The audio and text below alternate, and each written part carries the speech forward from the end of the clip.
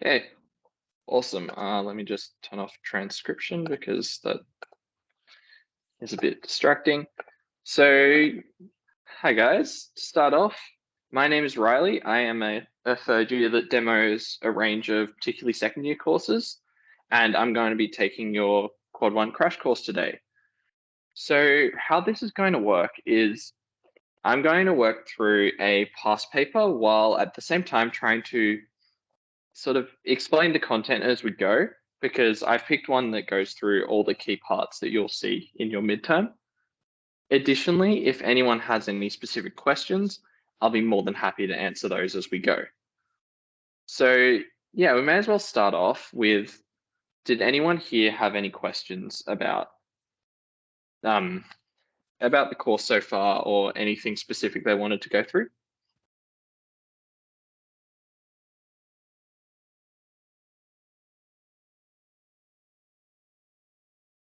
Okay, awesome. So I'll take that as a sign that I can get cracking. So first, I'll just quickly share my screen. Okay, so when you say load, what do you mean by that, Elizabeth?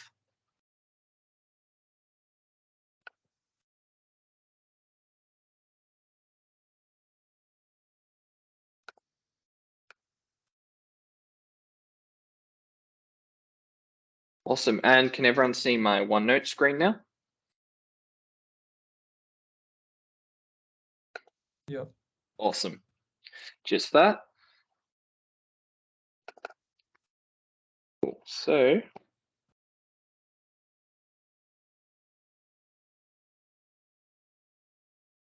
there's going to be a little bit of jank because this is the first time I'm running a crash course using this laptop. Previously, I've used another device. Okay, so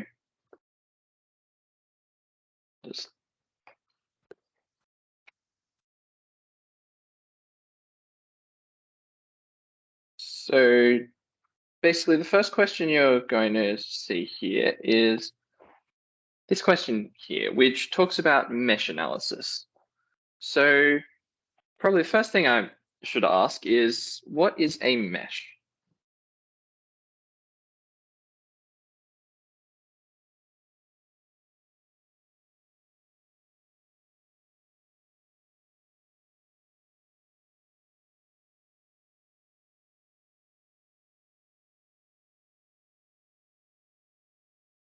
Oh, and to answer, this is the 2019 one.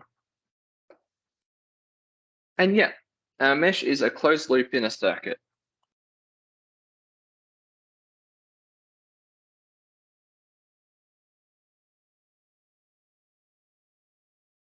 Awesome. And so what we find is that we have a rule called Kirchhoff's voltage law, or KVL, that states that all voltages in a loop add to zero.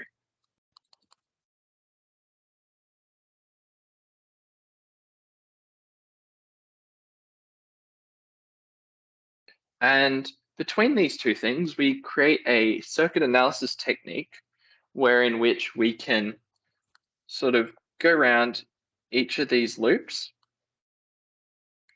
1, 2, and 3, and find the voltages and use these voltages to determine whatever part of a circuit we want. So for this question here, they just want us to write down the mesh equations, as we can see here. We don't need to solve them yet, because as you can see in part 2, what our goal is to find the power in a 5 amp current source. So from our recollection of mesh analysis, we'll actually see that there's something fairly special about this specific circuit.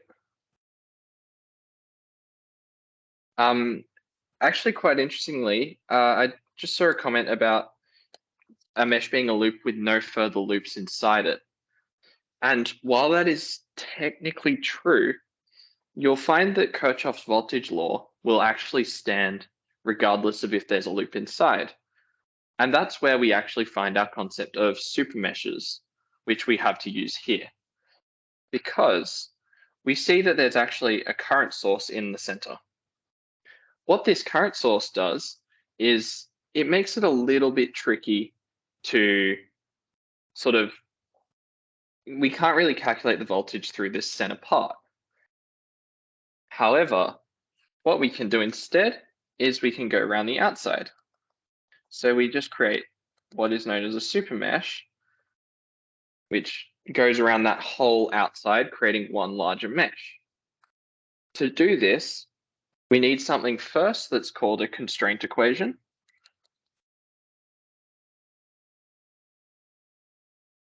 And this constraint equation tells us how we can sort of bypass that initial current source. And what we find is that because we have I1 passing into the 5 amp current source, I3 passing out of that current source, we can say that I1 plus the negative form of I3, so it's going in the opposite direction, is equal to 5. And hence we find that our first mesh equation is just I1 minus I3 is equal to 5. Now, so now we've done that, that leaves us with two meshes to look at. So first, we may as well look at the simpler one, which is this I2 mesh. So I like to separate each calculation by saying, oh, this is a constraint equation, these are the voltages. Oh, interesting. So I'm just gonna quickly see what I can see on my other device. That's curious. I'm really sorry that nothing's showing up. I'll try and see if this works. So is everything showing up now? I think it is on my device. Okay. Apologies for that. Is that working better? Awesome. I'm so sorry. I think it sometimes team sharing just has problems when I sort of open or close a device, like a tab. I should be able to avoid that now. So as we mentioned before, we've got our meshes, definitions of mesh and KBL up the top. And just the working out that I'd shown before is just we've got this constraint equation, I1 minus I3 is equal to 5. Now we're going to go through, find the voltages in mesh 2. And, oh yeah, so I can explain how the constraint equation was calculated. So what we see is we have this current source and we have two currents. We have I1 and we have I3 that are both going through that same current path. Because of that, we can actually look at a summation of each of these. So basically what this means is we can say that I1, this top one, and to rotate direction, the negative of I3 is equal to 5 amps, which gives us this equation here. And then we can just rearrange that to give I1 minus I3 is 5. Cool, no worries. So now we can look at this mesh in the voltage in mesh 2, because this is a little bit simpler. The first thing we have is a source, and the trick with a source is we want to look at the direction the current is entering. So as we can see, it is entering the negative side of this voltage source. Does anyone remember if that gives us a positive or a negative voltage?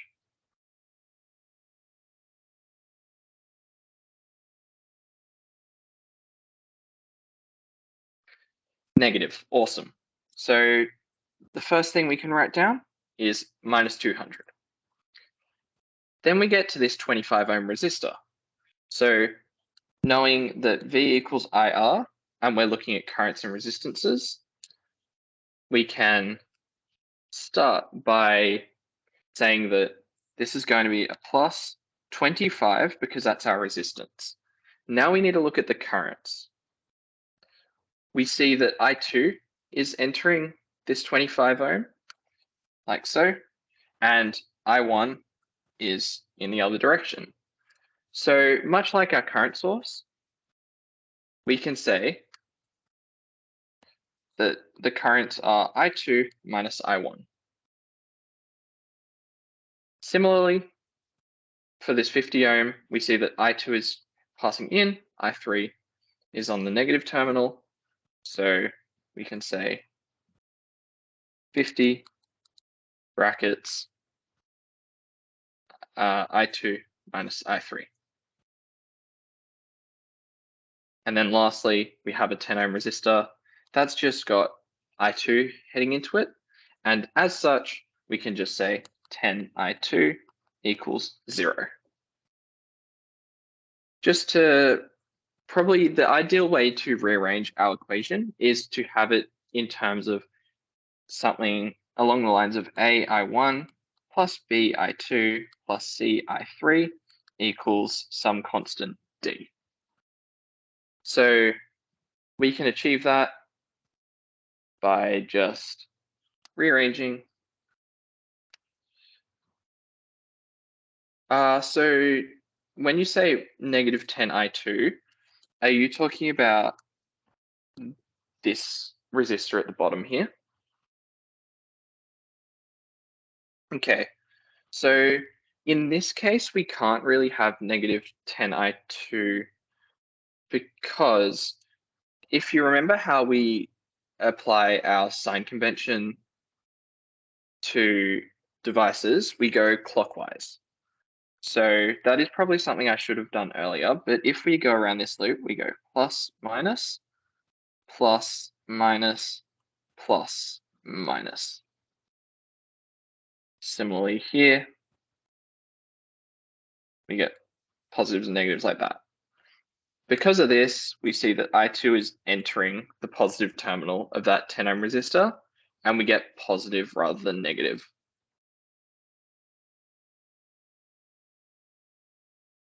Does that make sense? Okay, and just to rearrange this, so we get 200 is negative 25 I1 plus 85 I2 minus 50 I3. And that is our second mesh equation. And then lastly, we just need to find this super mesh. So this calculation is very similar, so I'll go through it a little bit quicker. We see that we've got just I1 passing into the 10 ohm resistor. So we get 10 I1. Next, we see just I3 passing into the 100 ohm resistor. So we get plus 100 I3. And then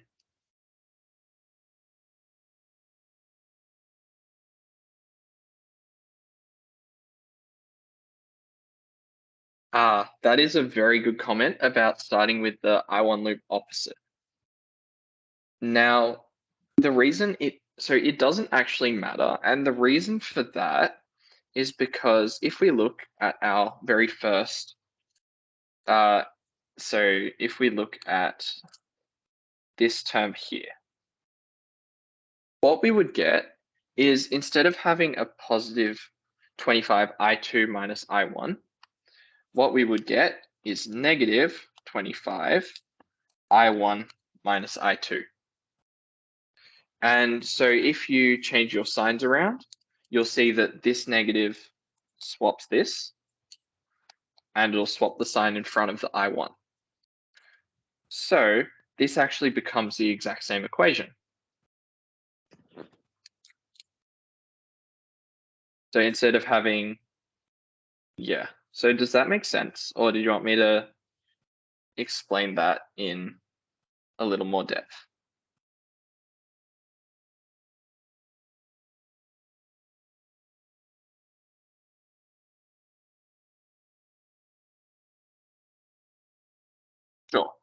So let's just, for now, let's assume the signs are the different way.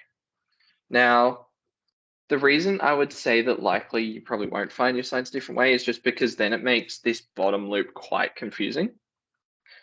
However, if you were, what we'll have is we would have that we would still have the same I1 is passing in, I2 is passing out, right? So we start with our 25 ohm resistor. And if we're looking at this first loop, we say that now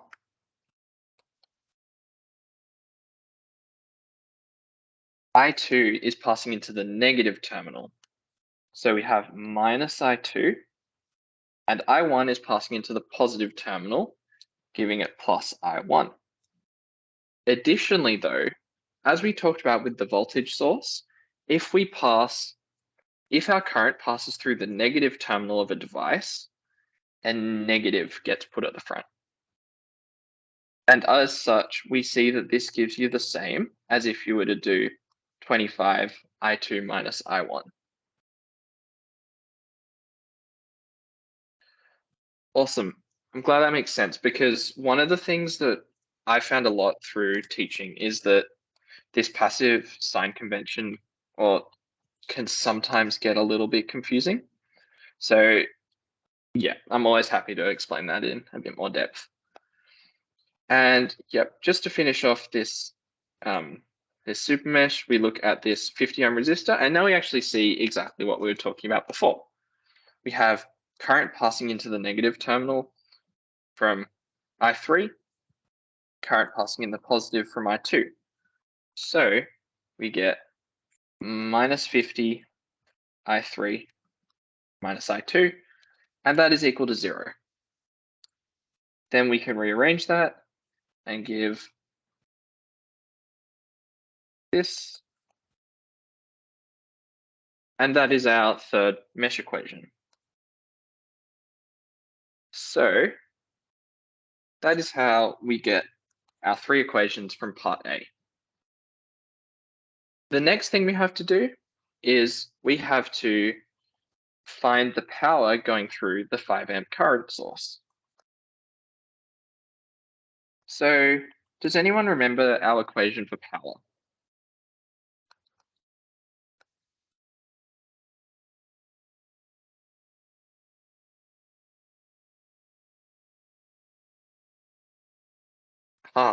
Thank you for pointing out about the 25 ohm resistor. I did completely forget it.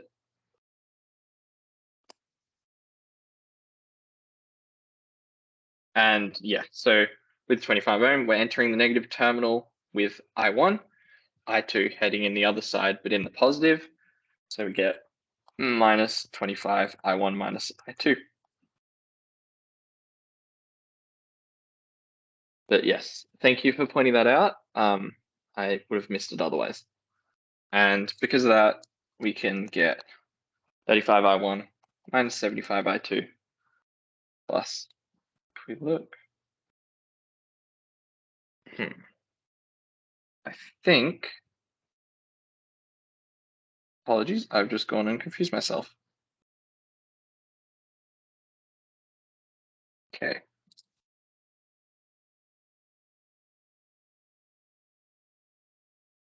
So I'm just checking because it looks like the solution has a very slightly different way of doing things.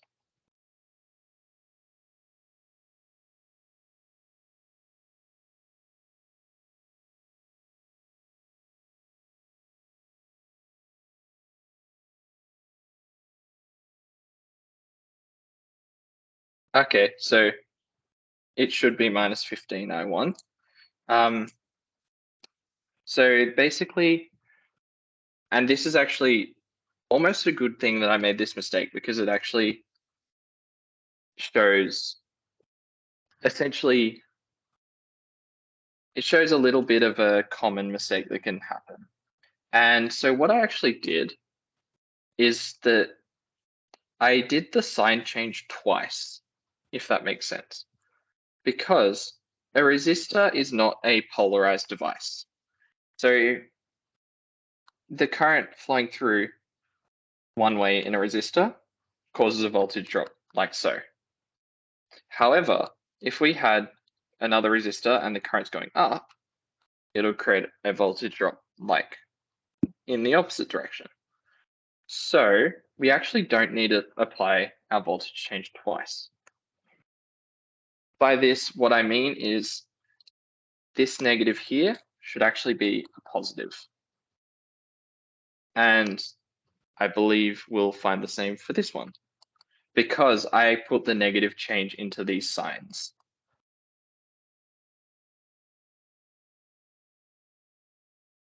Does that make sense?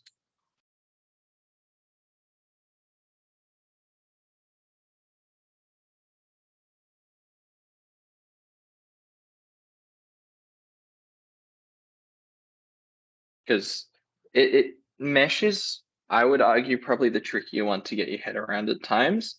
And for me, probably the biggest change was, rather than doing it in the way where you necessarily use the pluses and minuses, is I was taught, say we had a simple mesh like so.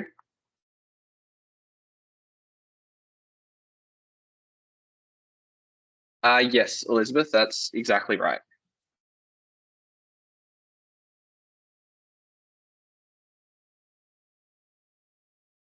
And you get that if you don't do the mistake I made where I applied the negative twice. But one way I was taught to view a voltage drop, say in this resistor here, is just always treat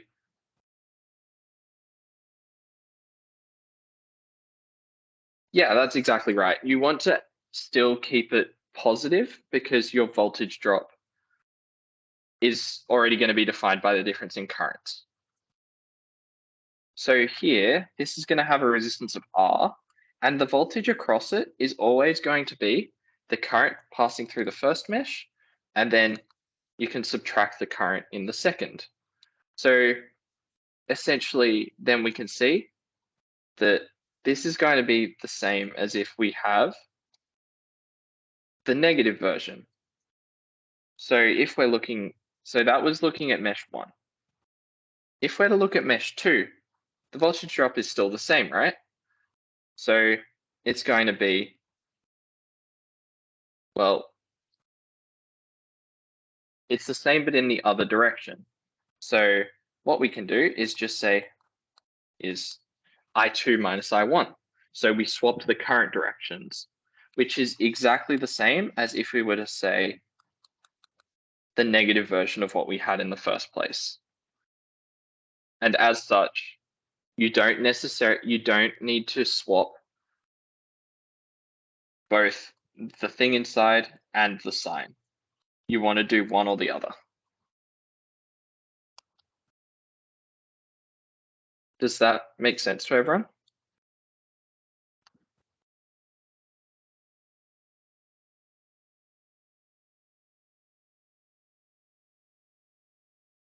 Awesome. And just quickly, I'll just write out this mesh equation. Just quickly, so I've just got to quickly, yep. So could I get someone to say what the equation for power is in a circuit?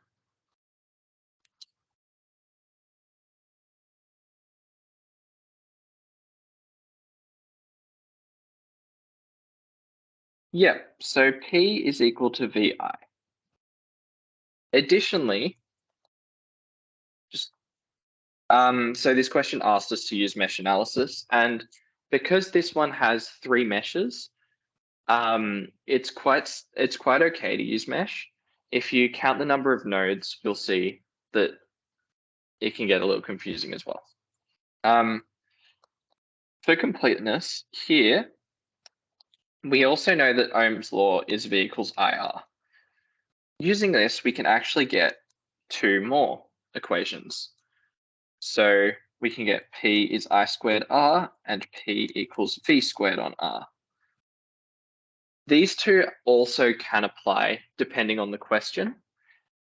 However, for us here, it's going to be just voltage versus current. So to start with in this question, we get actually given our mesh current values. So we know that I1 is 5.95 amps, we know I2 is 4.65 amps, and we know I3 is 0.95 amps.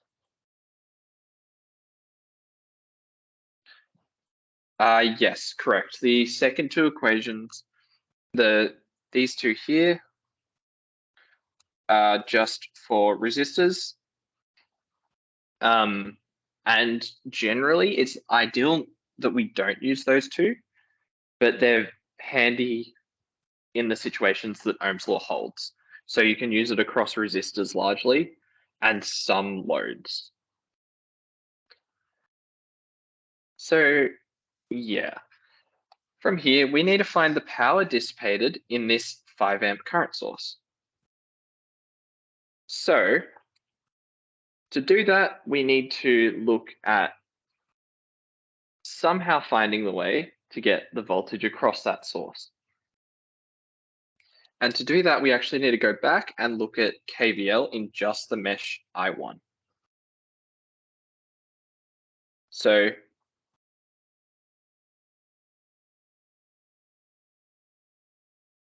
for this, very similar to before, we get tan I1 plus the voltage across the 5 amp source, and then we have our current from before. So we have minus 25 I2 minus I1, which we know equals to 0. From this, we can see that the 5 amp equals to 25 I2 minus I1 minus 10 I1.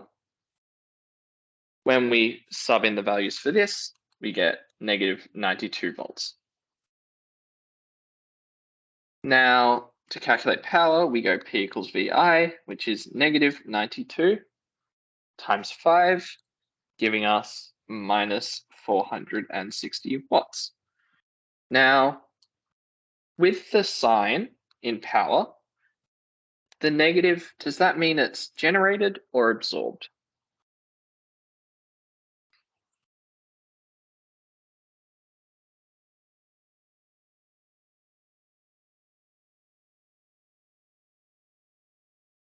Okay, so you say that negative is absorbed power? Yes, it's actually generated. So if we want to talk about absorbed power, we use a positive sign. And that's why you'll see that something like your phone charger is like, it's a 40 watt charger because it is actually absorbing power from the grid. And yeah, did anyone have any questions about that power section?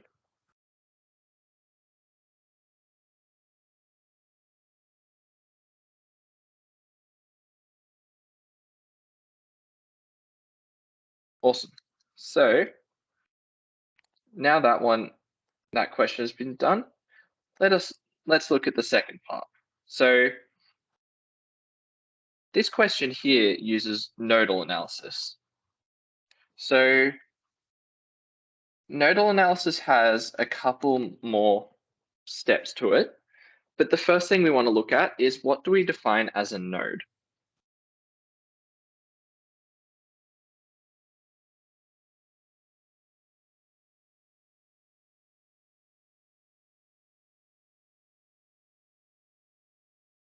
Okay.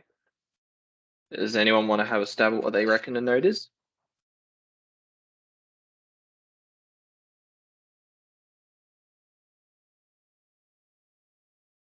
Yeah, exactly right. So it's a point where multiple elements are connected. And another way to think of it is a common point that currents enter.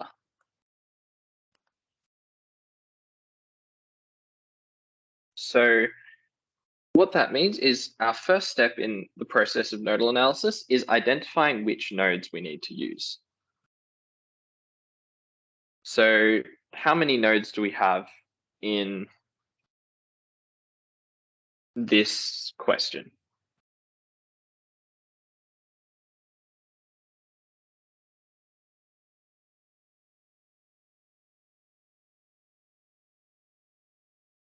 Okay, so this is actually quite an interesting one.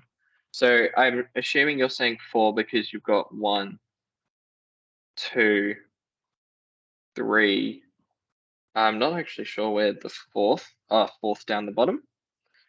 So that is one way to look at it. However, 2 is also a good one because then we just look at these two nodes. And that is actually the way we can look at this. And to make our analysis even easier, we specify a ground node, which is at the bottom. So we're actually only looking at one node in this system, or one node equation. So for this, we use KCL.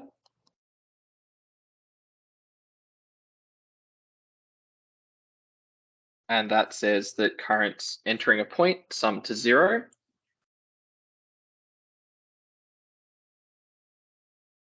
Elizabeth, very good question. And yes, so in all circuits, they actually will need a ground node for your essentially used as both a reference and a return path for current.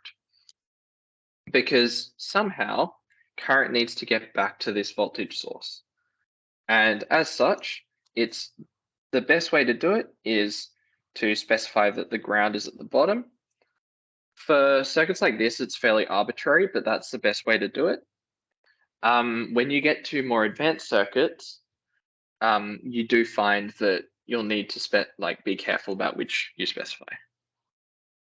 There are actually only 2 nodes in this circuit.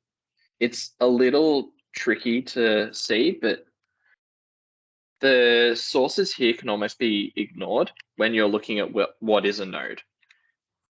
Because we're really looking at trying to see currents into a point, right?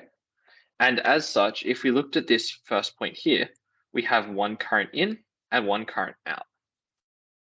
So it isn't really that, it doesn't add any information for us because we only have one current in or out. And so what we need to find now is we need to find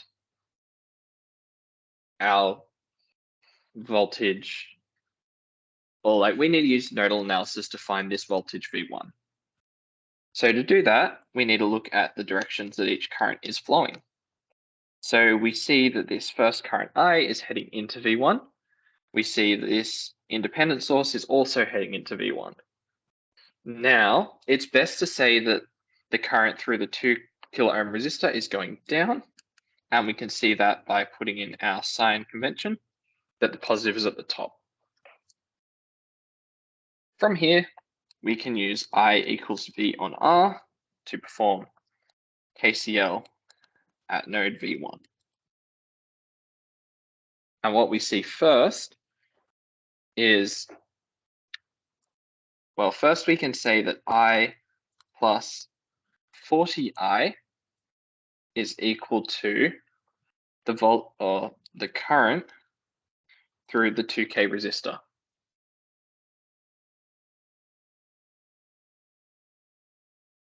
Does that make sense to everyone?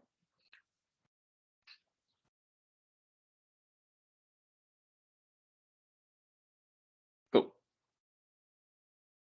So I'm assuming yep, awesome. So from here, we can actually see that we just get 41I is I through the 2K resistor. Now we can convert this to V on R, and what we see is this is where it can get potentially tricky, but first I2K we can say is V1 on our 2 kilo ohm resistor. Secondly, we see that the voltage drop across this 1 kilo ohm resistor is going to be 1 minus V1. And obviously the resistor is 1K. Does that make sense to everyone still?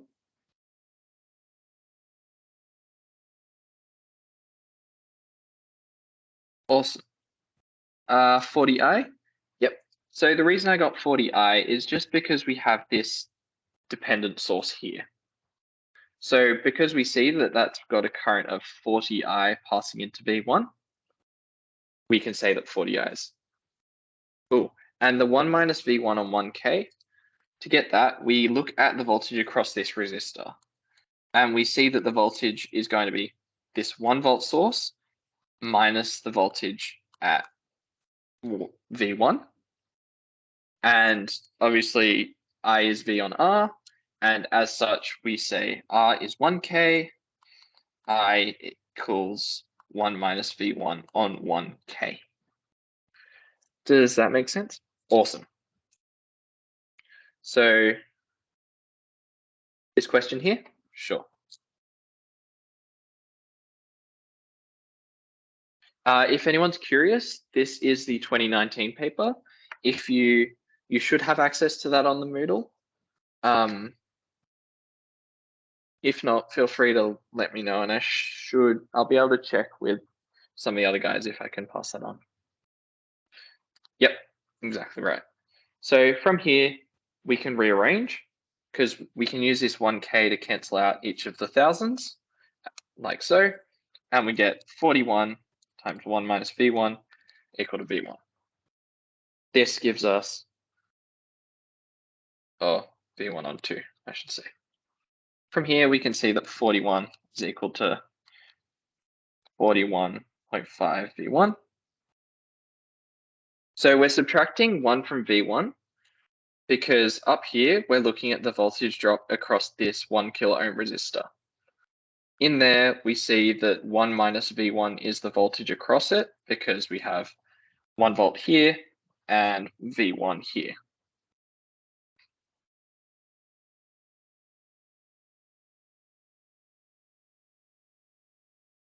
Awesome. From there, we can see that V1 is 41 or 41.5, which is just, it's 0.988 volts. Now, the second part of this question is you have to calculate I0 and V0. So the first thing we need to do then is find equations for I0 and V0. What we can see is that I0 is actually just the negative form of this dependent source. So we can say that I0 is minus 40I. From before, we know that I is 1 minus V1 on 1K. From up here. And as such, we can say that I equals minus 40, 1 minus V1 on 1K.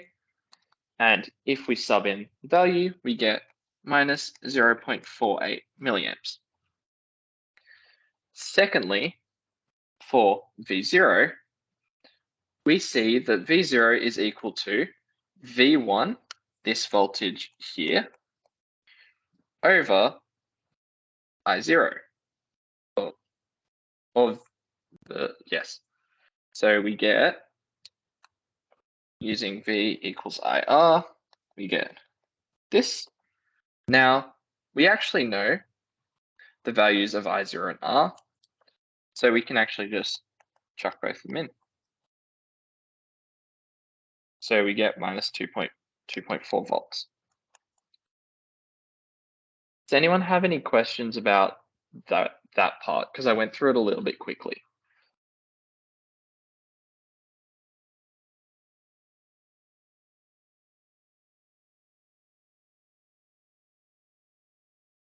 Awesome. So our next part is a little bit of an interesting one. So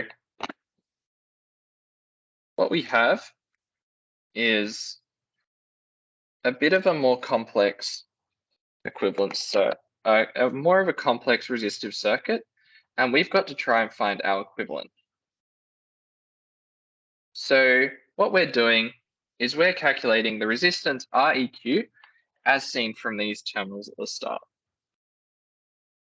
So to do these types of questions, the main thing that I look at first is, are there any series or parallel connections that I can find straight away?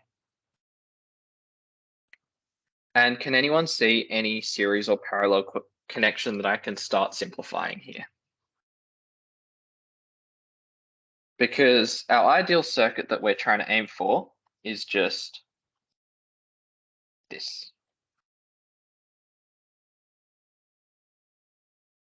Exactly right. So first thing we can do is the 20 ohm are in series. So we go 20 plus 20. Now, from that, we see that they're actually in parallel to this 40 ohm. So we can go like so.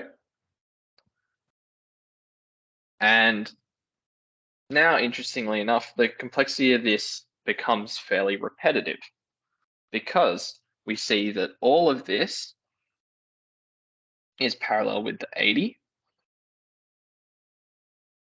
And now we see that the 4 ohm and the 80 ohm are in series. So we plus 4. Then we see that all of this is in parallel to the 30 ohm. So we put more brackets and we go parallel 30, which is in series with the 8 ohm. Finally, in parallel with the 60 ohm.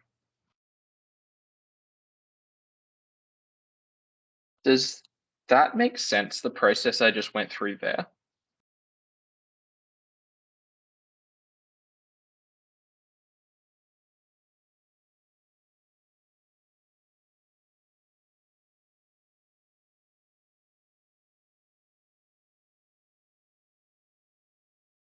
Okay. So the 4 will be in series with everything previous because I'll just erase all this. What we're looking at is everything beforehand is actually going to be, yeah, so afterwards I just consider them to be one resistor. So what we've done is we've converted the 20 and the 40 into just one resistor here, resistance 40. Then we got rid of all of this and considered this a 40 parallel 40. Then we got rid of all of that and we considered 80 parallel with 40 parallel 40. And now you see that we have a current path from 4 through to the 80. And we just follow that process and we get this output. I'll just put the number here because hopefully you can do the simplification. For example, 40 parallel 40 just halves it, so it's 20. 20 parallel 80 gives us 16. So then we have 20 parallel 30, which is 12, I think. Then we have 12 plus 8, so we have 20 parallel 60, which is 15. Okay, so reading circuits diagonally, the way to do it is just to focus on the point that it starts at and the point that it ends at. So it's much the same as reading circuits vertically and horizontally.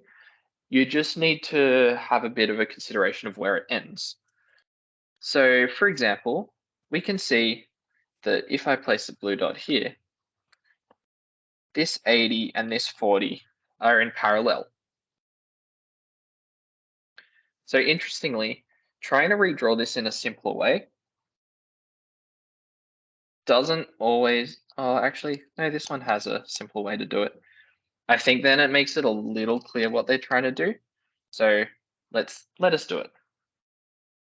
So first off, we have, so first I'll put our 8 ohm resistor. Next, we see that our 60 ohm is connected from the point before the 8 ohm down to ground, or our lower node. Then we can put our 30 ohm as so, as it's drawn, 4 ohm across like that. Next, we see we have an 80 ohm going down to ground,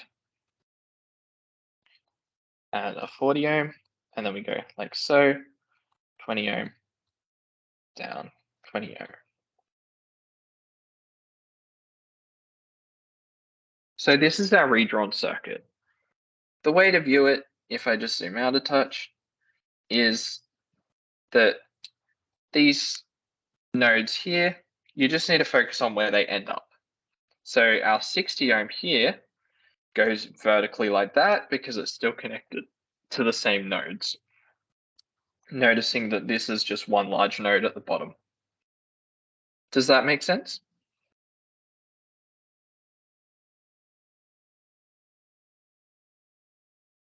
Awesome. So from there, we're meant to find the current IG, which is the one floating or passing through our voltage source. So for that, let us just redraw our circuit. So we know that that's IG.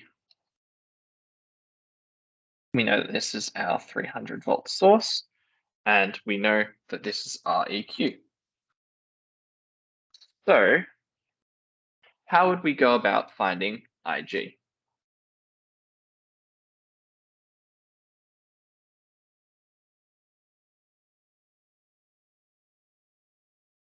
Okay, so for this, it's actually just Ohm's law. Exactly right. So 300, what we know is, let's just look over the resistor. We have 300 volts, REQ is 15. As such, we see 20 amps is heading into that voltage source.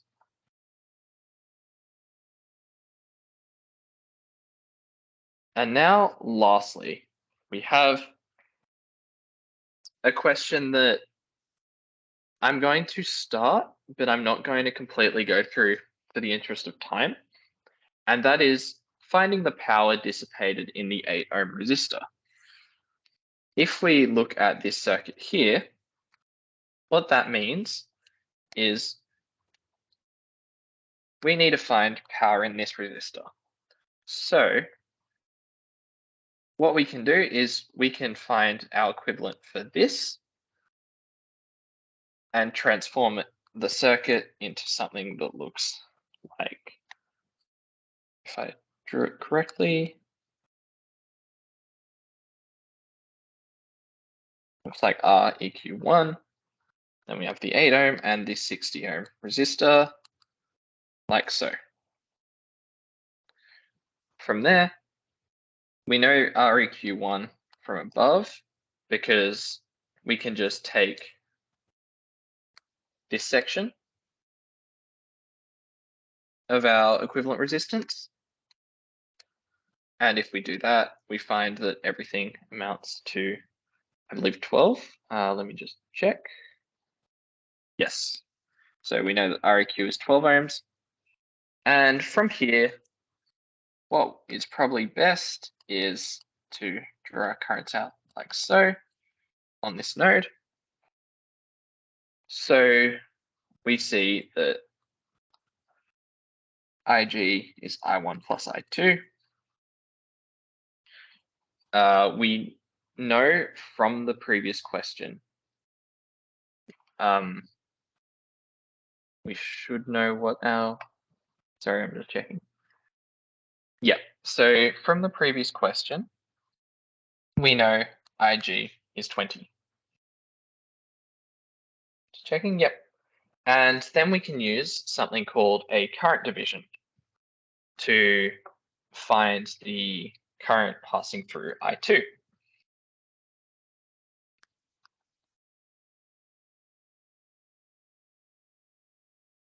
So we get that I2 is equal to IG times the 60 parallel with this 12 plus 20 over 20, which will give us 15 amps. Now, from before, so it looks like I'm going to go through the whole question just quickly. We can say that P is equal to I squared R. So we go P is equal to 15 squared times 12. 12? No, sorry, we're looking at the 8 ohm resistor. So 15 squared times 8, giving us 1800 watts. So does that make sense to everyone, that question? I went through the end bit a little quickly, but hopefully you guys could all stay in tune.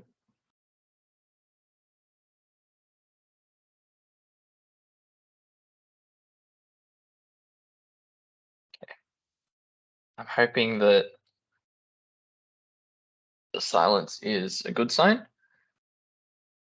And yeah, so for the next part, we actually look at source transformation. So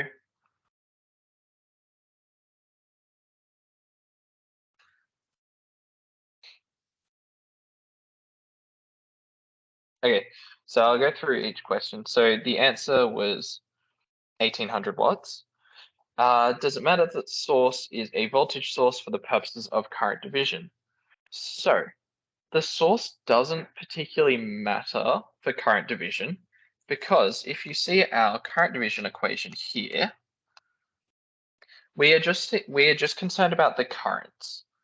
And because of that, even though this source is a voltage source, we're more concerned about IG, which is the current flowing out of it.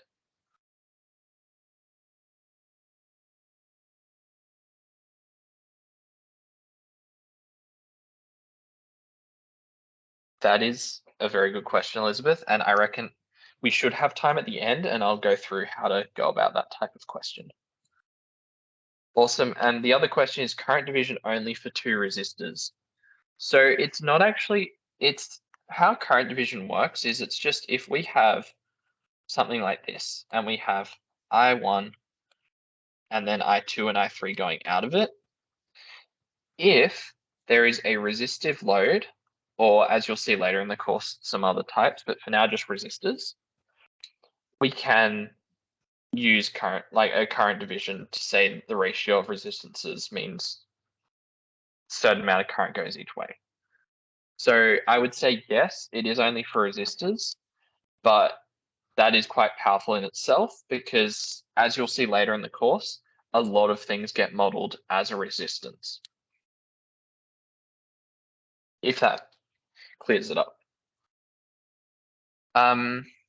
So for source transformation, the first thing we need to look at is how to convert between sources, because as you guys know, source transformation allows us to convert from a network like so, where this is a voltage source, so we'll say V and R, into something which has a current source like so, with I and R. Does anyone remember how to find the difference in value between V and I?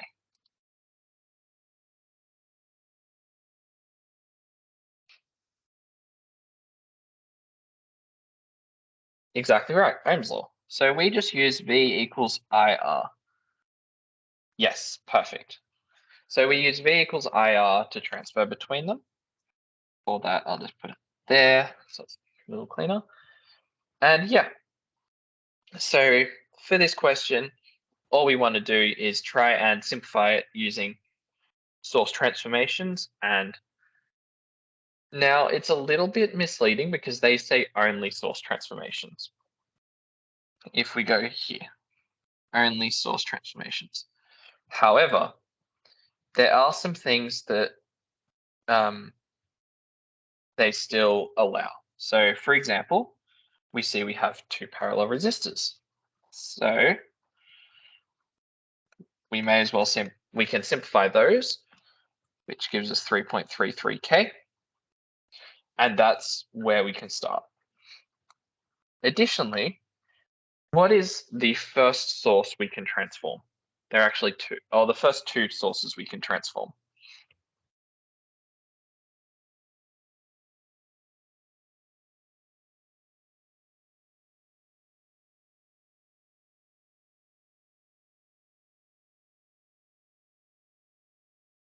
Okay, so we find that we can transform this current source in parallel with the 60K, and we can also transform.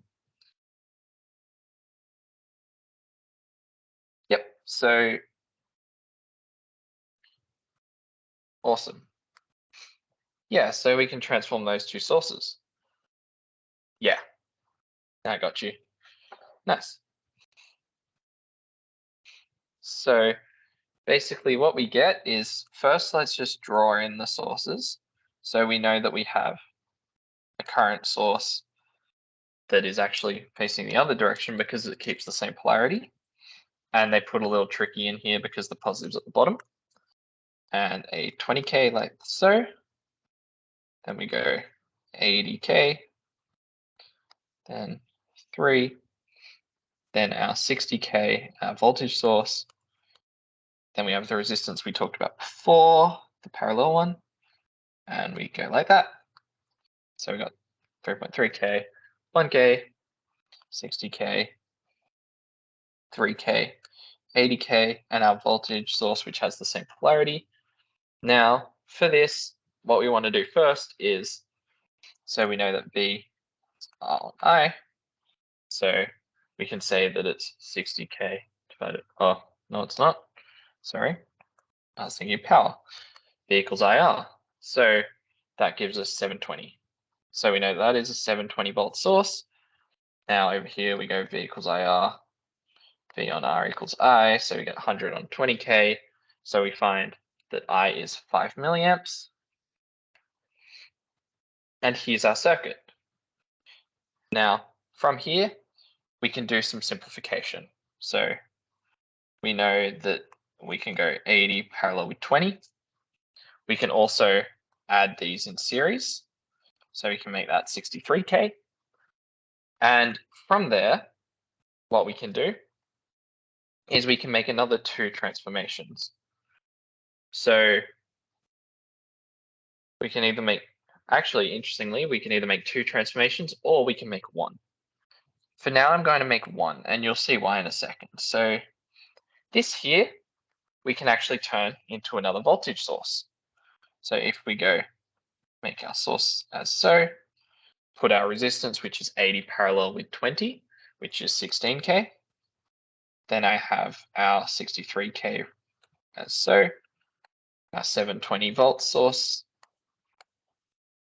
and then we have our last two resistors. So from here, we have our voltage source as so, which by V equals IR equals 5 milliamps times 16K, which gives us 80 volts. So does everyone understand how we got to this circuit here?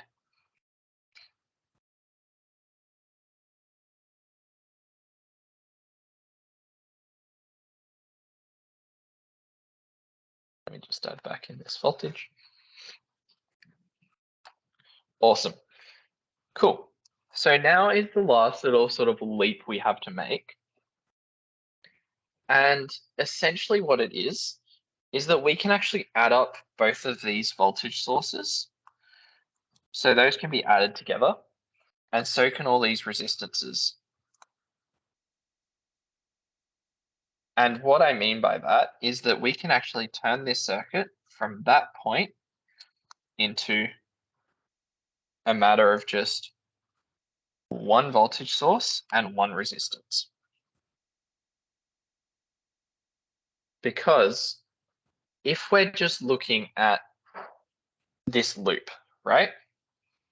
If we were to do our KVL, it's just a summation of voltages, right? And they can be in any order and it wouldn't affect the circuit because it's the same current passing through the whole thing. As such, we can actually move this source all the way down to some with the 80-volt source. And as they're in the same direction, we just get 720 plus 80. We get 800 volts at our voltage source. Similarly, with resistances, if we add them all up, we get roughly 83.3K. And that's a really good question. So if they're in opposite directions, you actually subtract. So say our 80-volt source was the other way, and it was a plus minus, you would get 720 minus 80 volts. Because if we're looking at our mesh equation, they are slightly different.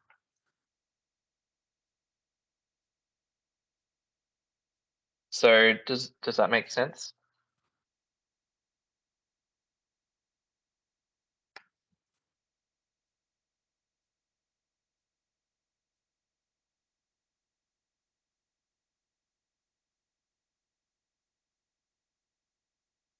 So when you say clockwise when subtracting, do you mean when I'm looking at the polarities of those voltage sources? Because basically we want to make sure that our polarities are in the same direction when we look at them in a loop. So as we go round, we see that we hit the positive and then we hit the other positive. Yeah, so in terms of why it's 720 minus 80 rather than 80 minus 720, that does exactly just depend on the direction you're looking. Because if you think about it, right, you could have two sources like so. One is a 720 source, one is a minus 720 source. They both go in the same direction, right? Does that make sense? Because we see that 720, it's 720 going this way versus minus 720 going that way. In essence, giving us 720 volts out this way. And so this is where our direction both comes in really handy and also doesn't completely affect the circuit. Awesome. So with that, now we get to move on to. Okay, so the question about when I transform the source, why doesn't it matter? It's actually very similar as to why I can move the voltage source. And it's because if we look at that one path of current, so if I go back up here, if we look at the path of current from in this section here, which is where I place the resistor, right? If the 60K is on this side or it's over here, the same current is going to be going through it because it's the same current in a loop. And as such, it doesn't actually matter where we place it on either side. The main thing is to ensure that we keep our polarities the same, which means our polarity for the voltage source and our polarity for the current source.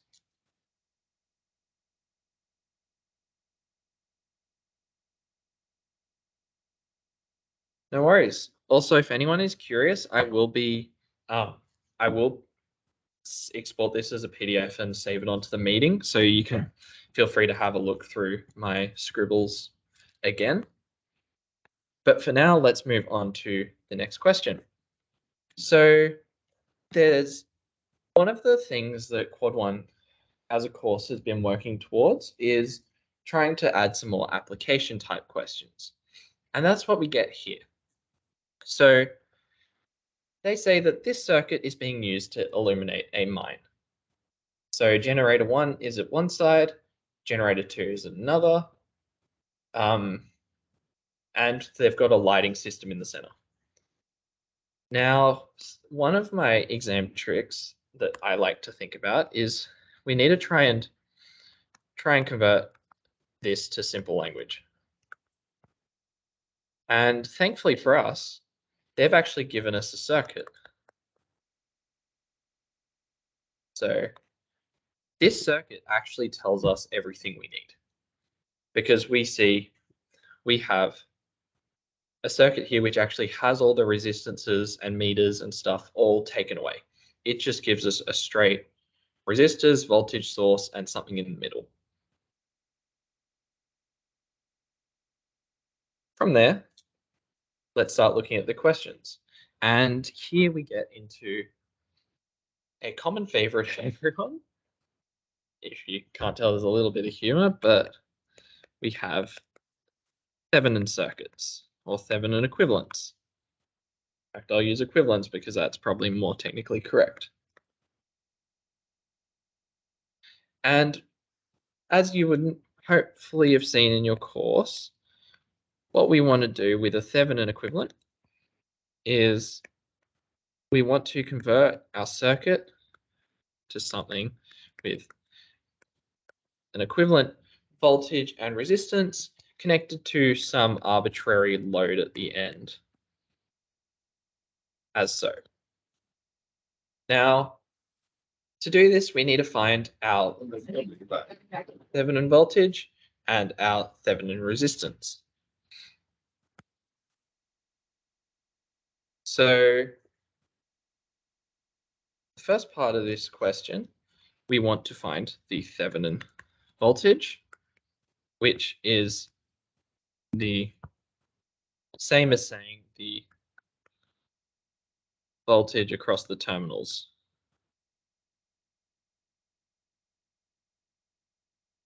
And then we can also say that our Thevenin resistance is our equivalent resistance seen from the terminals.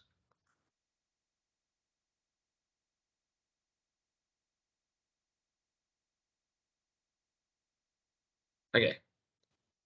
So for A, it says to use superposition to find the Thevenin voltage at the terminals. So could someone tell me what the superposition principle is?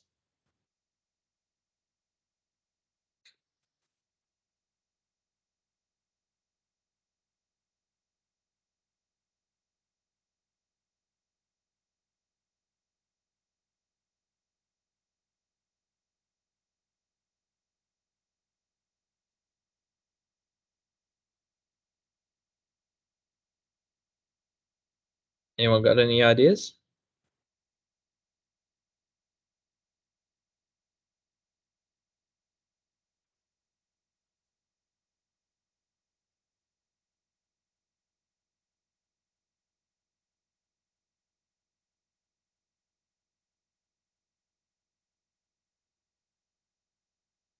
Yeah, so essentially the idea of superposition is that independent sources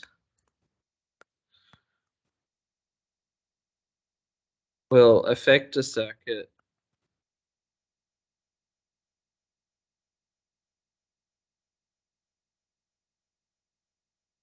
sort of independently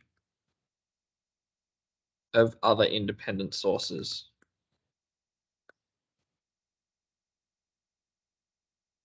So what that means is that we can turn off each source and then see how it affects the circuit and then go from there. So for this, let's turn V1 off. And as you will probably, actually, before I do that, I'm just going to quickly just go through and simplify this circuit a little bit, because we see that we have 1, 2, 3 resistances on each side. Because the current through all of them is exactly the same, we can actually just add them all up as if they're in series. We see that these two are in series on each side, but technically this one is as well because it's got the same current passing through. As such, we can get a circuit that looks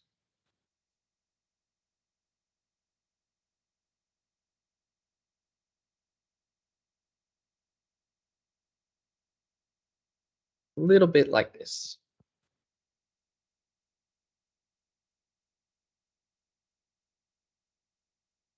And now this looks like a lot less of a daunting task to analyze. So let's start by turning V1 off, or for V1, let's just say the 100-volt source.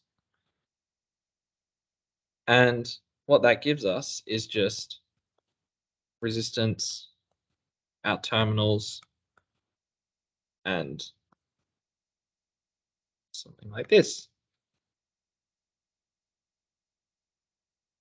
So we can see from this, right, so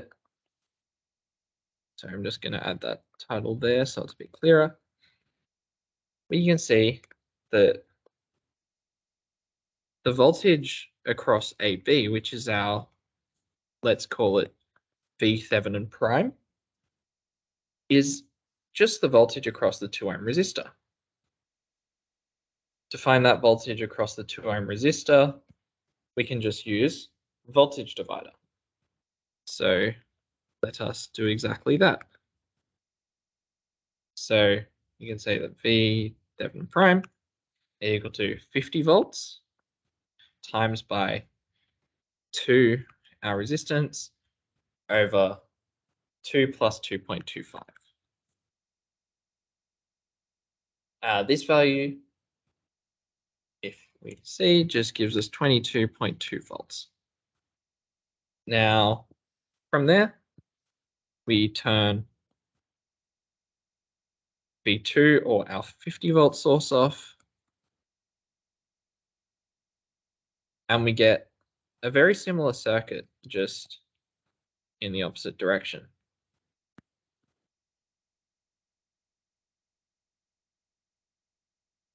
So now we have our 2.5 ohm on this side, our 2 ohm over here, 100 volt there, and we can say that VH double prime is equal to 100, which is our voltage, times 2.5 over 2 plus 2.5. This gives us 55.6 ohm. Not ohm, sorry, volts. Now, through superposition,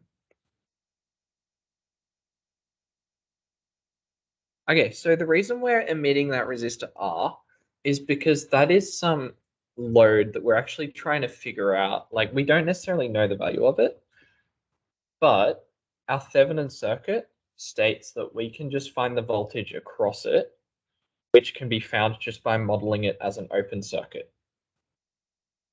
So we're essentially doing a test with the load disconnected.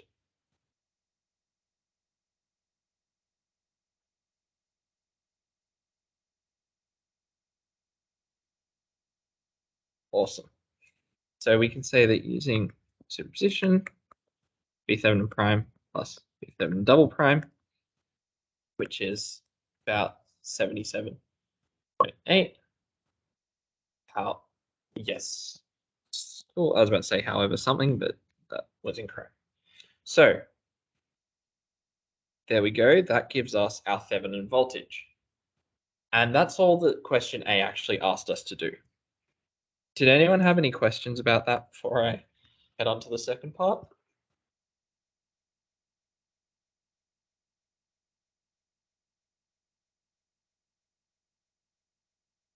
Yep, what did you want me to scroll up over?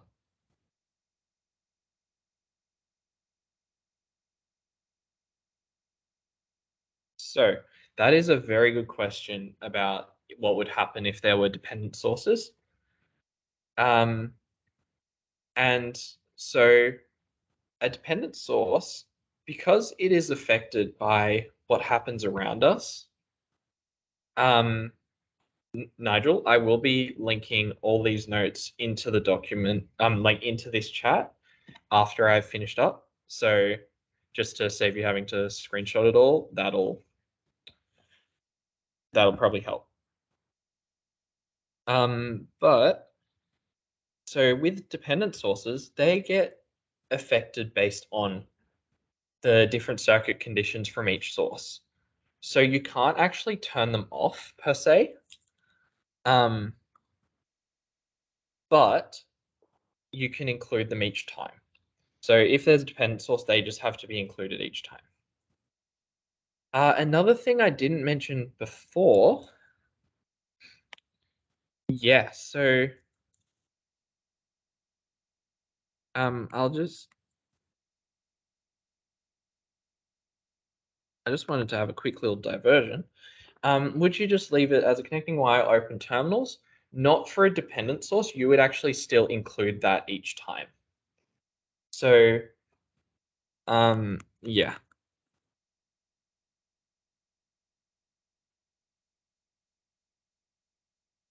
So, yeah, you would always have to include your dependent sources because they change. However, superposition will still hold as long as you do that. Now, before I went on to the next bit, I just wanted to quickly cover one other little trick with superposition. Now, that is turning off sources. So, what we want to do is, as you can see, when we turn off, we want 0 volts for a voltage source and 0 amps for a current source. So, that translates to 0 volts is a short and current source is open. So, if we have our voltage source like so, that translates to a short. And if we had our current source, actually this is going to be a fun diagram, we open it. Does that all make sense to everyone?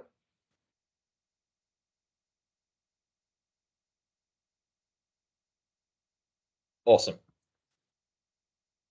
From there, I'm just going to go and have a work through part B. Now, this is saying that we need to calculate the resistance of the lighting system such that it ensures maximum power transfer from the circuit to the lighting system. So, does anyone remember the condition for maximum power transfer in a resistor?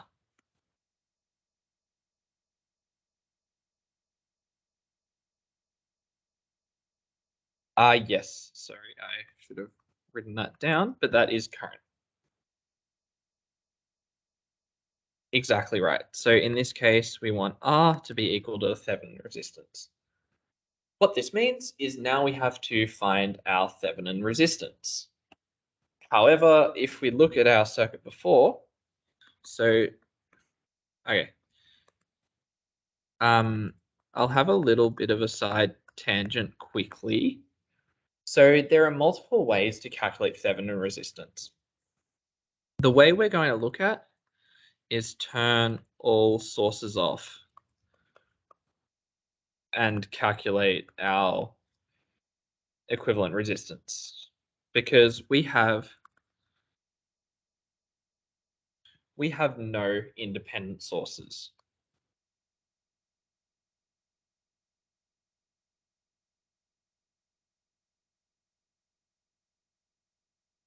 However, there is another way that you will have to use if there are dependent sources.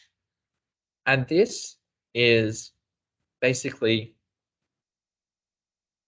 what you have to do is you need to calculate, you need to use what we call a dummy voltage or current and find V over I at the load. Does everyone remember doing that in your class?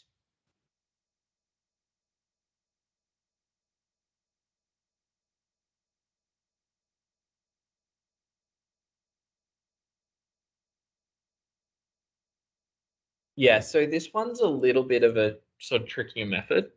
I don't think there's a question in here that looks at it. But essentially what we do is say we had some circuit that looked like this, and that's what we're looking at.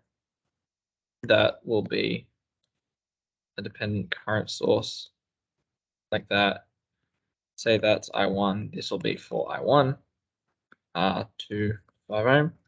What we want to do is we want to add in a dummy source like so either voltage or current, and you generally put in 1 volt or 1 amp, and then you calculate. So if we're using a voltage source, we calculate the current passing through here. If we're using a current source, we calculate the voltage across the source. And so in this case, so I'm just going to call that ISC. We find that R Thevenin equals 1 over ISC.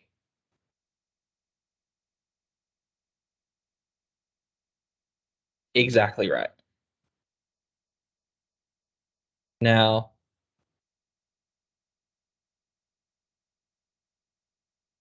yeah, exactly. So there is the second method in the middle is also something that's doable.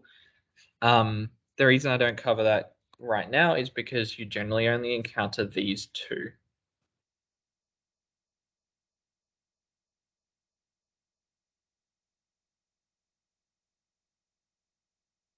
But that is, all three are very valid, just depending on your circuit.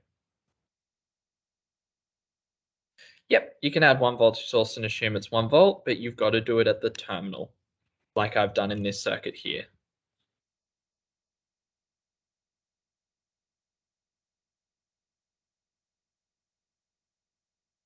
Okay, and now for this, thankfully, our circuit, when we turn everything off, becomes quite simple. So this is not going to be the hardest Thevenin resistance you're ever going to see. But does anyone have any thoughts about what our equivalent resistance is going to be for this one?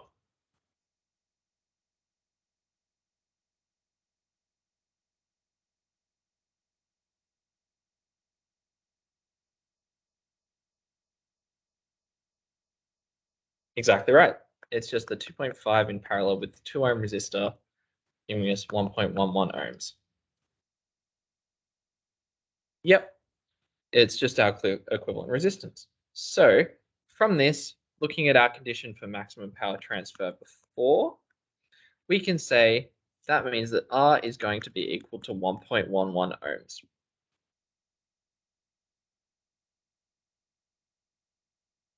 And now the last part is finding the maximum power that can be delivered to this system. Okay, how do I figure out parallel so fast? So I'm not. I have my work solutions. But a couple you can find quite easily. So if you've got A parallel with A, that is always going to be equal to A on 2. So those ones I'm doing in my head. Exactly right. Now I've just got to make sure I'm prepared. Otherwise, it ends a little trickily.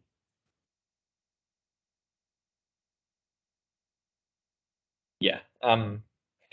One time I ran a crash course where I used a calculator for everything, and I ended up spending like half an hour just typing into a calculator. So I figured that after that, I'm just going to have something with the numbers up there. Sorry to break the illusion, guys. But yeah, so finding maximum power, as we actually have a new equation we can use. So previously we've used P equals VI and equivalent. However, what we can also use is an equation saying P max is equal to V Thevenin squared over 4 R Thevenin. In this case, that'll give us our 77.78 squared over 4 times 1.11, which is 1361.1 watts. Does that make sense to everyone?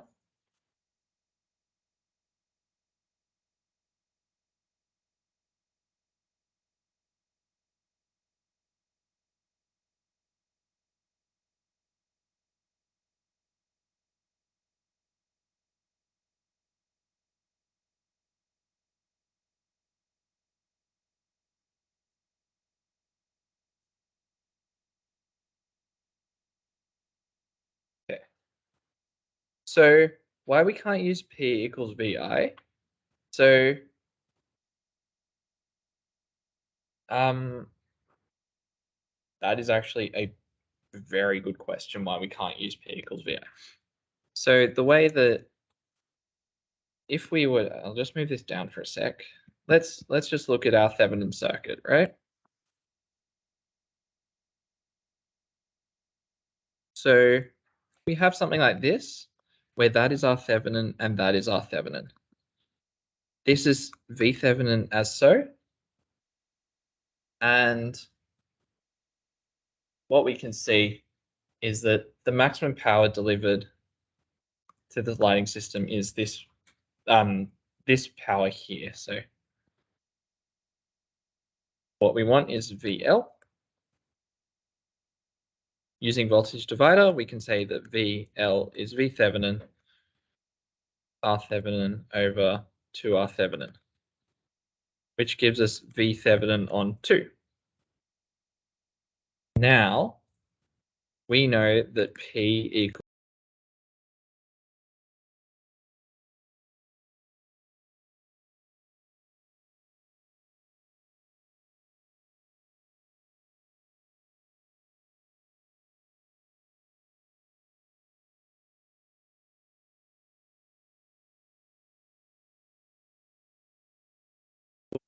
oh, someone muted me.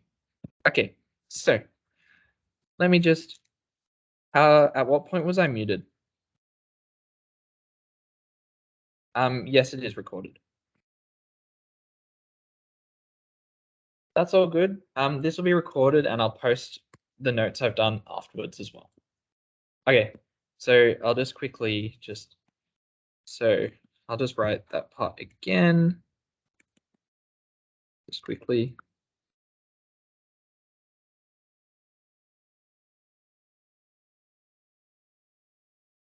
Awesome.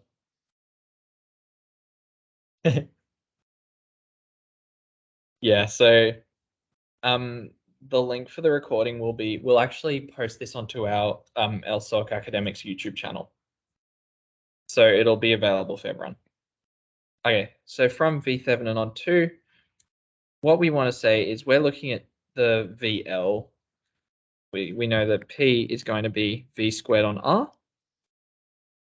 So we know that P max is going to occur when we have V Thevenin on 2 as our voltage and R Thevenin as our resistance, giving us V Thevenin squared over 4R Thevenin. Does that all make sense?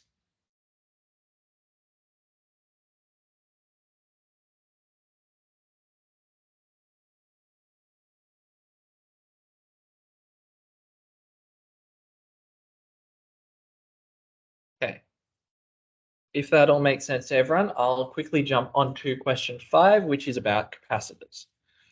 So this first part is finding voltage across the capacitors in the circuit under DC steady state conditions. So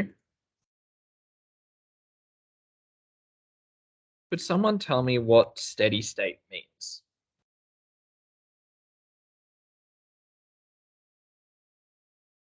Does it just mean that it's been left in that configuration for like a long time now? Yeah, exactly right. So you can say that the circuit, it's been left undisturbed. But we say T approaches infinity for that. And now, what is a capacitor in steady state going to act as?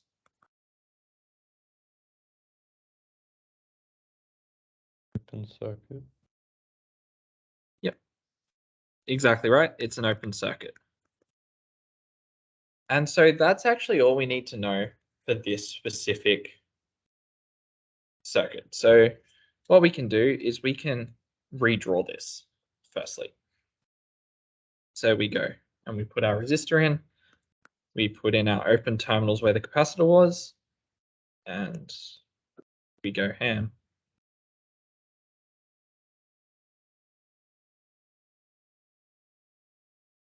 Okay. Apologies for my circuit drawing. Not ideal today. Just gonna back all these back in. Awesome.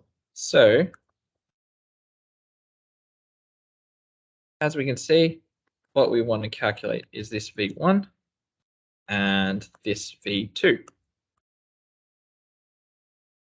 So for this, do we think that mesh or nodal would be more useful?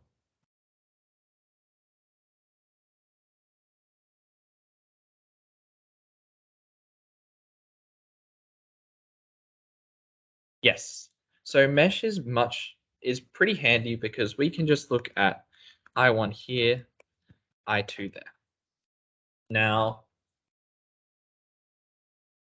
firstly, we'll just do.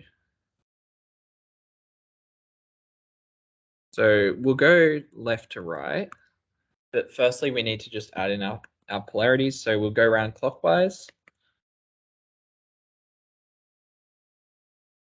like so. From there, looking at, so KVL in loop 1, we go 70 I1 plus 10 I1 plus 20, and then we go I1 minus I2, I want to say. Yep. And then plus 60 equals 0. Now, there is something that we have a little trick that makes it a little easier here. As you can see, the current here is passing out an open circuit. So we can say that I2 is equal to 0. This enables us to very quickly simplify this to saying that 90 I1 plus 60 is equal to 0. And, oh, sorry, my maths is all sorts of whack today. That isn't 100. And then we can say that I1 is 60 on 100 is minus 60 on 100, which is negative 0.6 amps.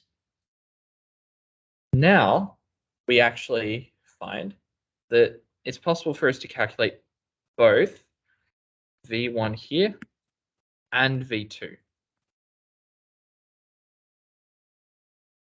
The way that we can think about it is that V1 is parallel with our 70 ohm resistance. So that voltage is going to be equal. Additionally, because this is an open circuit, this resistance here acts just like a short circuit.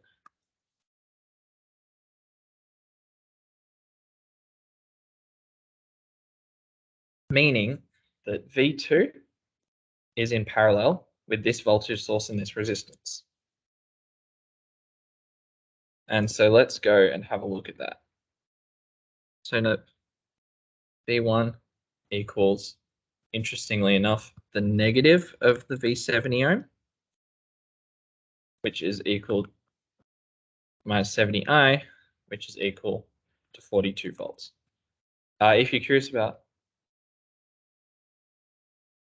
very good question. So the reason there's a voltage with no current going through it is because if you think about a circuit, there is a potential energy from this point to this point, right? And what that means is if we were to connect these 2 points, we would then have a current flowing through it because there is a potential energy from one point to the other. And this allows us to,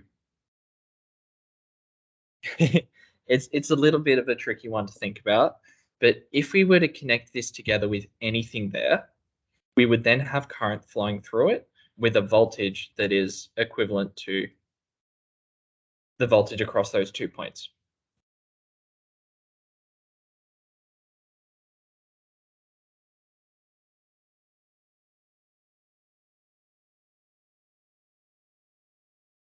Does that make sense? I'm Peter.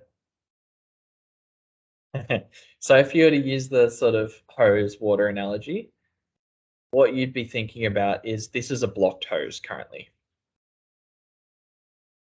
So in this case, we probably couldn't use current divider because we only have one current path.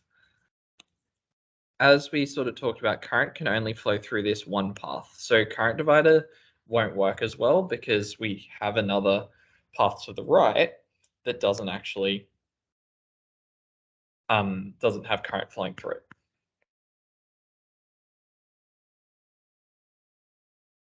Oh yeah, you can definitely use voltage divider. The only reason I haven't used voltage divider here is because we already know the value of current.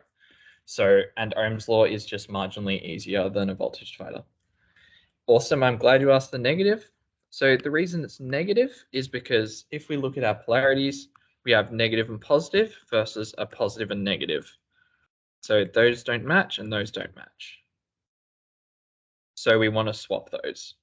And that we can do by just placing a negative in to the circuit.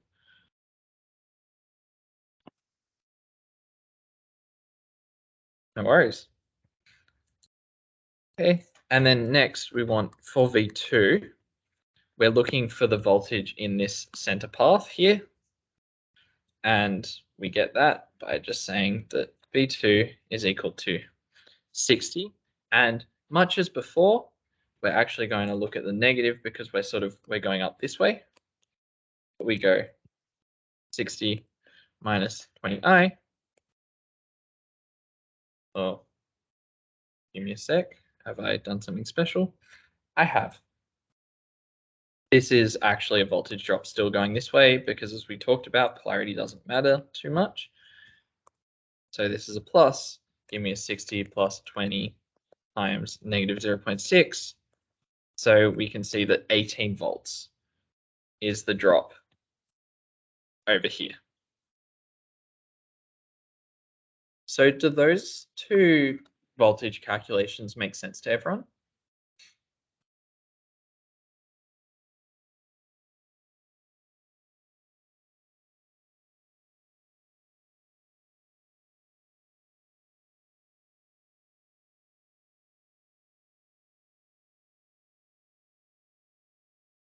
V2? Yeah, sure. So V2 is probably is a little bit trickier because what we're trying to find is we're trying to find this voltage. Because this is, I'll just change color. So this voltage here is in parallel with this one because they have the same top and bottom connection. So we know that in parallel voltages are equal. And as such, we want to add 60 and the voltage across this 20 ohm resistor together. From that, we see that we get 60 plus 20i, which is this line here. And from that, we just sub in our numbers and we get 18. Does that make sense?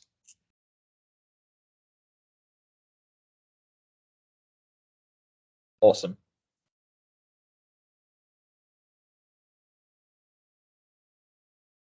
Cool. So, sorry, I've just got to quickly do something. Just awesome. Okay. Oops, did not mean to move that one. Gotta love OneNote sometimes. And now the last question in this paper is a capacitor question again. And what it's asking us is first we need to calculate the voltage for t is less than the time the switch opens. So this is actually very similar to what we just looked at. So much like before, we have a circuit like so.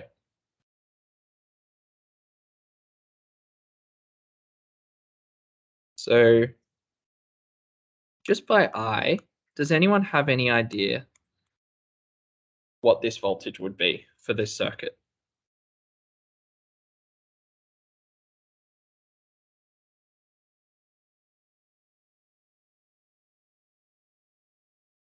Exactly right. So VC is 120 volts because there is no current going through. And that provides the basis for our second part, which is if the capacitor is charged to 85.6 volts, calculate our time instant T1. Now we get the fun stuff. So we have VC T1, and we want to let that be 85.6 volts. Now, we remember our capacitor equation. So we have VCT is equal to our initial voltage, 120. We have 1 minus e to the minus. Then we have, sorry, just trying to find it. Yeah, so we have T on tau.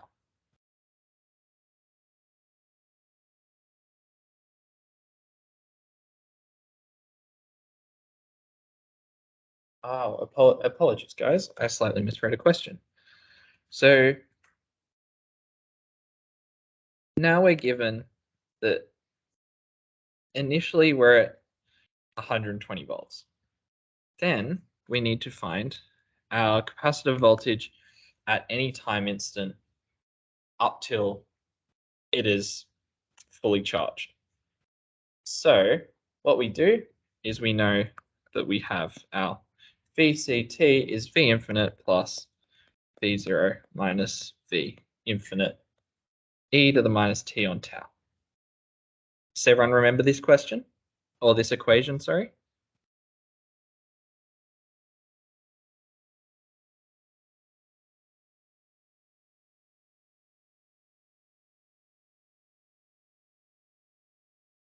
Well, let's see. Yep, awesome. We can see that initially, before any charging happens, the voltage across the capacitor is going to be 0 volts. And also we can calculate tau, which is RC. RC being 34M times 15 micro. And that gives us 510 seconds. From there, that allows us to see that we can have an equation of VCT is 120. Then we go brackets, 0. Oh, wait. Sorry, I'm having a bit of a shocker with these capacitor ones. So we go 120 plus, and we go 0 minus 120 e to the minus t on 510, which can just be rearranged to 120, 1 minus e to the minus t on 510. And that is the equation we are after to start with. So from there, they ask us to find the time instant T1.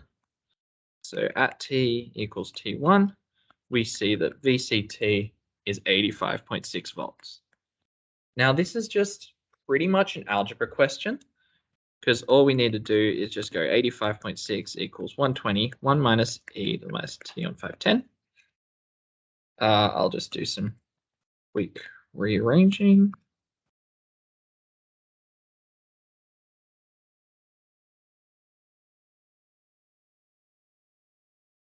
So let me know if any of these lines are confusing at all to people. Otherwise, I'm just gonna sort of plow on through a little bit just because it's it should be standard for you guys. And we get this equation. And what we can see is from here, we get T is 637.21 seconds. So for this, what we want to do is if we draw out a graph, so this is our voltage, this is our time, and so for T less than 0, we have 0 volts. Then afterwards, we have something that looks like this. Does anyone remember how long it takes for us to consider a capacitor fully charged?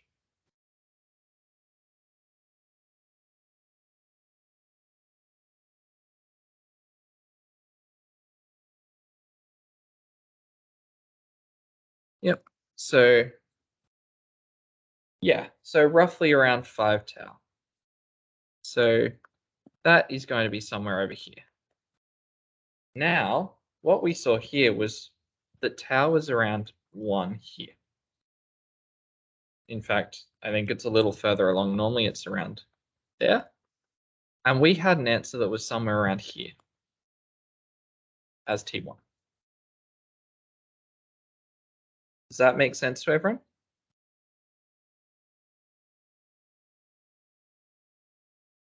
If so, I'll just quickly do the last part and then I'll take some questions. So all it says is to calculate the speed of the horse. So because we were using this circuit to model speed of acceleration in particular. So, and for that, we can just say that V equals the length, which is a 4-kilometer racetrack, so it's 4,000. And we can divide that by the time it takes to get to T1, which is when they cross the line, which is our 637.21. And that is equal to 6.277 meters per second. And, okay, why is V infinity? So V infinity is actually 120. That's what we looked at here.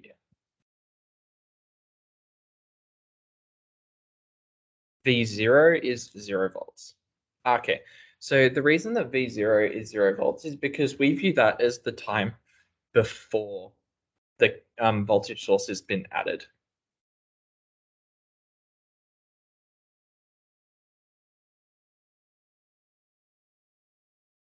Okay, so should we expect 7 questions? Frankly, I'm not too sure what the midterm structure is for this term. However, this one here, it's split into 5 questions and it took 75 minutes.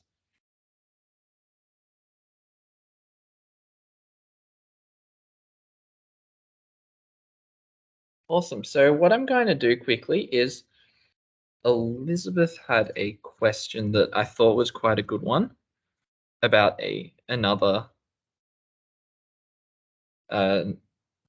question from somewhere else. I'll just quickly try and find it. Here we are.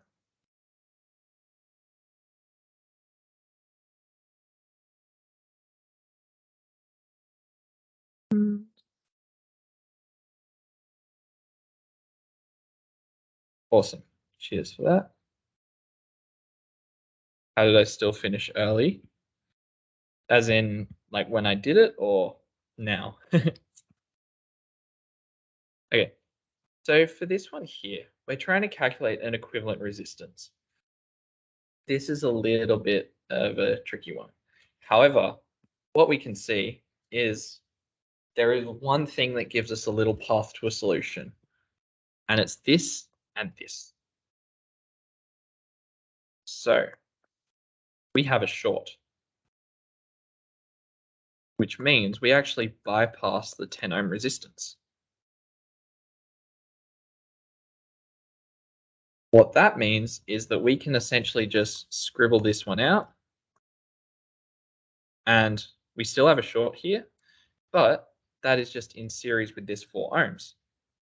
Now we can see that the 4 is in parallel with, so the 10 ohm is bypassed. Next, we see that we have a 4 ohm in parallel with a 2. So we can say that we have 4 parallel with 2. And now that is in series with a 3 ohm. And from that, we have this connection here, which is common to this 4 ohm. So we say that is all in parallel with 4, and we add 4.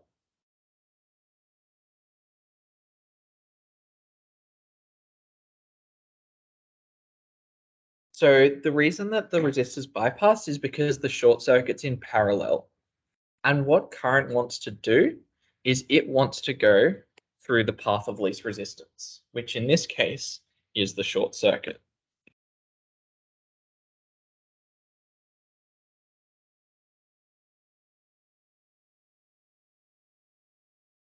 Does that make sense? Particularly Elizabeth, because you asked the question.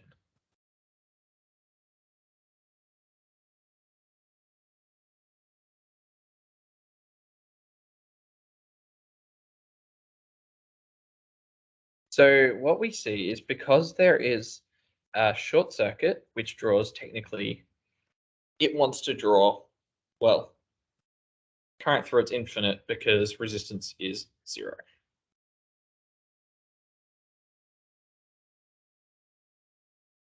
So current is actually just going to flow like this, and there's going to be 0 through that.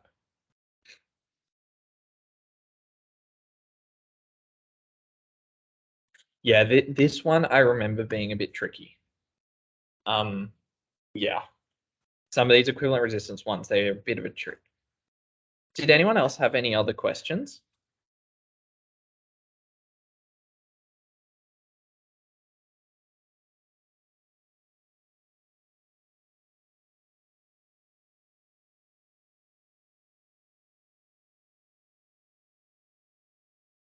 Okay, awesome. If there are no other questions, then I'm actually going to wrap it up here.